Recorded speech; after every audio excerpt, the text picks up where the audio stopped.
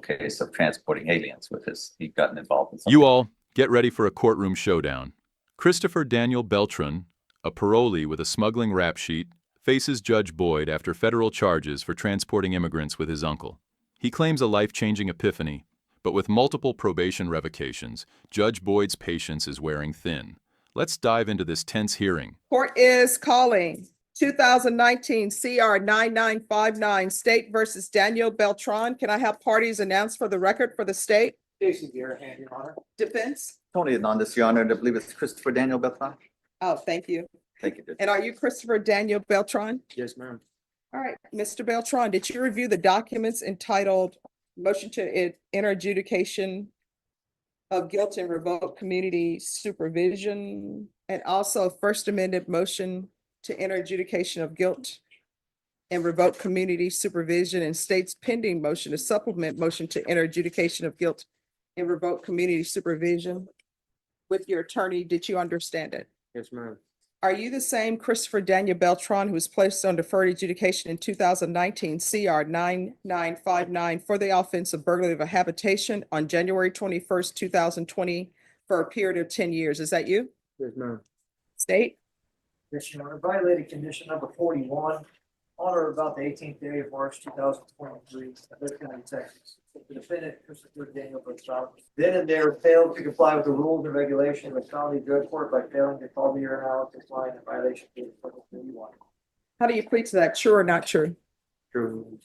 Did you understand by pleading true to violation of condition 41, the court could find it true, grant the motion, find you guilty, and sentence you up to 20 years in prison and up to a $10,000 fine? Did you understand? Yes, Your Honor. And you entered a plea to counts 1 and count 2. So that will be true, and that will relates to counts 1 and counts 2. Do you understand? Yes, Your Honor. All right. All right, the court will find violation of condition number 41 true. Is there a proposed agreement? No, there's not. All right, and defense, what are you requesting? Your Honor, we're requesting the court continue him on his deferred adjudication. Why should I do that? Your Honor, it's in summary, and we have his father here today to testify for him. Christopher has been on deferred adjudication since 2020. During that 5-year period, he has spent most of that 5-year period either incarcerated or in a safety program. He's been to safety twice, Judge. He has over 311 or about 311 days in jail. During the interim, Judge, he's also so we're clear with the court, Judge. He's in April of 2023. He was arrested in Del Rio and charged with a federal case of transporting aliens with he'd gotten involved in something with his uncle. He has sat out 21 months on that particular case, and he's been incarcerated that entire time. He's 27 years old now, Judge. He's had significant opportunity to assess his life, and he has told me, and his father has confirmed, that he is much different now than he was 21 months ago. What has happened is that he's realized the importance of his children in his life, the importance of being a role model for his children.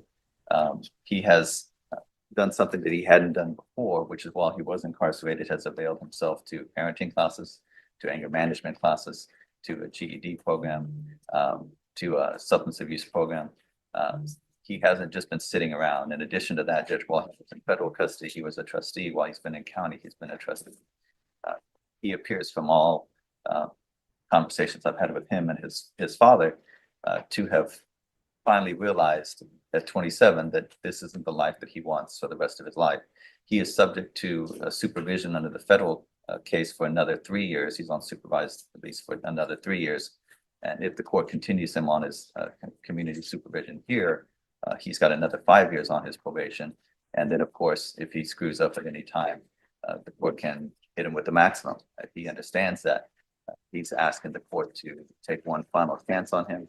His father here is here, and his father believes that yes, in fact, he has changed the conversations. According to his father, the conversations between the two of them have switched from, poor me, when he got picked up in the federal system, shortly after that to, well, what am I doing to my family?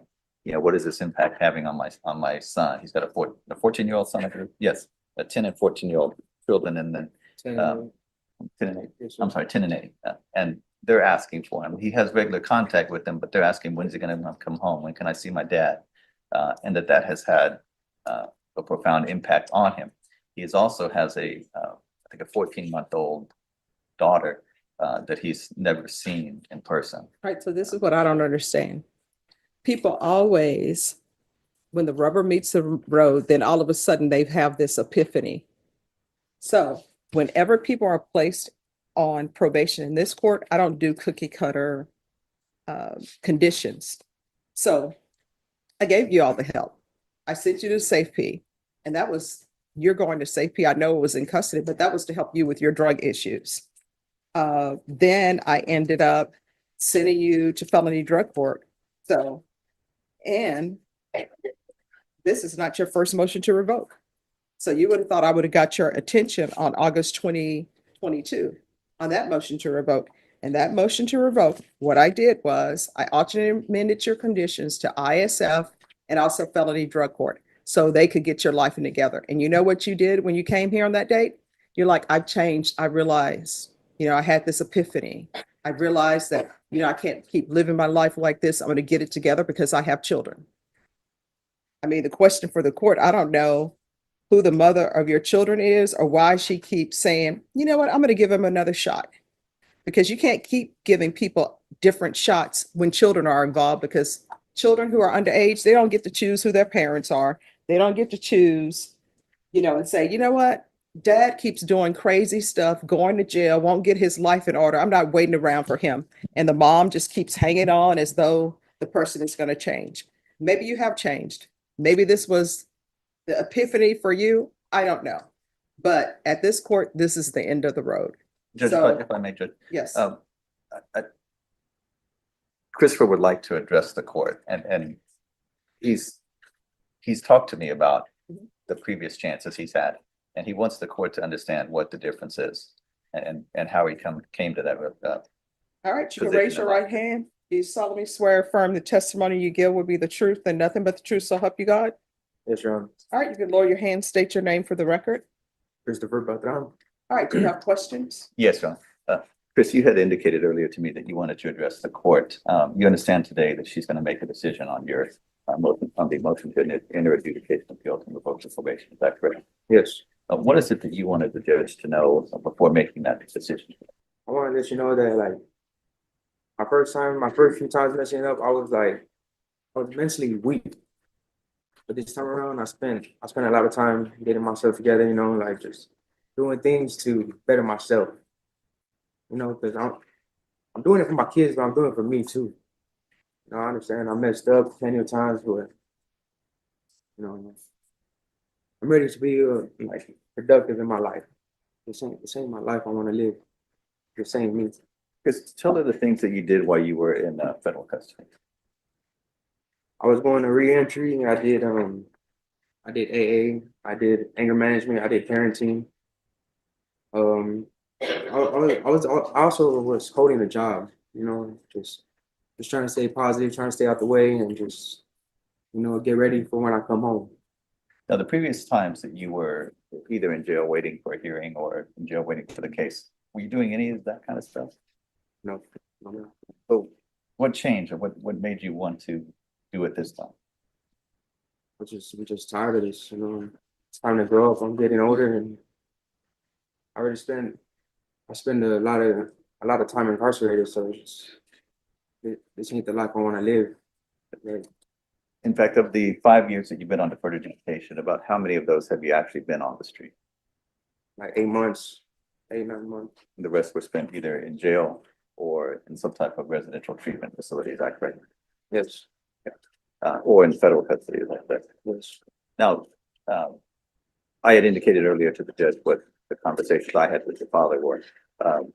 Is that about right? I mean, is your family supportive of you? Yeah, my family is real supportive, and it's. But your father straight up told you that he's not gonna tolerate any type of No, yeah. misbehavior, is that right? Yes, my father's straightforward to me. He ain't, he'll let me know. Like he lets me know right from wrong. He ain't gonna. How can I say this? He ain't gonna let me do wrong and not let me know that he's gonna be up forward to me, and my parents are, my family's very supportive of me. It's just I made mistakes, and But let's be straight with the court. Your father has straight out told you that he will have no problem reporting to your federal supervision officer or to a probation officer, oh yeah, if he sees that you're doing the kind of things that you've done in the past. Isn't that correct? yes, And you were incarcerated in the federal system for 21 months. Is that right? yes, Had you ever been locked up for that kind of time before? you Was the longest time you've ever had to sit out and for anything? yes, And then where you were locked up, the programs that you participated in, they weren't required by the federal system, were they? no, You did that on your own. yes, We passed the witness. All right, state. Yes, how many children do you have? 3, What are the ages? 10, 8, and 14 months. And 14 months. So the 14-month-old, I guess the 8 months that you were out, you had a child. Yes. And what were you doing during those 8 months? No, I wasn't out for 8 months. I was only out for like 2 months. 2 months. So within that 2 months, you I was had a child. Yes, What were you doing during those 2 months? Were you I was. working? I was reporting to drug court, but I was like reporting like 3-4 times a week, and drug court wasn't allowing me to have a job, but I was working side jobs as much as I can. Like, Okay, so for 2 months, you managed to get somebody pregnant and did not have a job. Is that correct? yeah, And I know that you state that your father is supportive of you. Your father's been around you your whole life. And you've managed to pick up new cases, federal cases during that time. Is that correct? yes, it was a mistake. I understand it's a mistake. It's more like a choice. Right? And you chose to pick up another case and get caught. And your father was supportive still during that time because he's your father. Is that right? And supportive in what way? And being here for you. He came here today for you, didn't he? Yes, And this is your third NPR, is that correct? yes, And so you're asking the court to actually give you another chance, really a third or fourth chance. yes, And you still owe restitution of over $2,000 to the victim of your burglary habitation, is that correct? yes, Okay, no further questions, John. Now, are you wanting to pay back that restitution? yes, You had said that the drug court program made it difficult for you to find employment. Is that right? yes. How were you surviving when you were not incarcerated? Really just to support me and family, feeding my kids, little things like that, You said you were doing side jobs. What kind of side jobs were you And doing? I was doing painting, helping the subcontractors paint. And that's the kind of skill that kind of job you typically have? Yes, I worked in a refinery doing that. Now, when you say that your father's supportive, your father's always going to be there for you. Is that fair to say? Yes, But there are degrees of support. I mean, he's not, I've spoken to your father. He's not the kind of person that's going to say, fine, go out and do whatever criminal activity you want to do. No. Is he? Like, he's not that kind of person at all, is he? no, And in fact, he's straight up told me anyway, and I think he's told you too, hasn't he, that anything that while you're on supervised release, if any kind of violations, he doesn't have any problem advising the federal system of that case. yes, You think he'd do the same thing for this court? yes, Pass the witness. Any further questions? No question. I have a few questions. yes, ma'am. So you had all of this going on in your life, these criminal cases. Why would you go out and decide to have a child with somebody when your life is not even together? It wasn't just happening, I mean, things don't just happen. I mean, you I were an understand. active participant, I'm assuming. Nobody was drugged. I understand. So when you didn't have employment, how were you feeding yourself? I would work little side jobs here and there with the subcontractor I used to work with. Right. And where were you staying? Who were you staying with? I was staying at my father's house. All right. So you had, even though drug court was putting #1 on their list for you to maintain your sobriety, you did have a place to stay. Yes, All right. And then this is the third motion to revoke for you. yes, All right. I'm not going to continue down this path of giving you more and more chances. The court is finding violation of condition number 41 true. The court is going to grant the motion, find you guilty, revoke. and the court is finding you guilty of counts 1 and counts 2. Probation, what is the restitution amount? Judge, the remaining balance or the restitution is $2,734. And who is that to? There are two victims, Anna Martinez and Stephanie Carrazzo. Mhm. I can check to see if we have them separated. All right, while she's checking on that, state, what are you requesting with regards to punishment? The state's requesting no less than 10 years. Texas Department of Corrections. Defense? Your Honor, he's spent 2 years incarcerated already on the federal system, and I understand that's not the same case, but it did give him a timeout, Judge, and it did, I think, affect his thinking and his thinking going forward. Judge, we would ask the court to consider something at the very minimum, 2 or 3 years. All right, I'm not going to give you 2 or 3 years. I'm going to follow the state's recommendation of sentencing you to 10 years in the prison. Give you credit for any time served. Probation, do you have restitution amount? Dollars, Anna Martinez. Oh, just 1 second. The printer is going. All right, what amount? $700 to Anna Martinez and $2,034 to Stephanie Carrizal, Carrizal. All right. So the court is going to sentence you to 10 years in the prison in counts 1 and counts 2. Counts 1 and count 2 are to run concurrently. There's to be restitution and no contact with Anna Martinez. The restitution amount is $700. There's to be restitution and no contact with Stephanie Carrillis. The restitution amount is $2,034. And as previously stated, the cases are running concurrently, and the court is going to sentence you to a $10,000 fine. Time and money will run concurrently.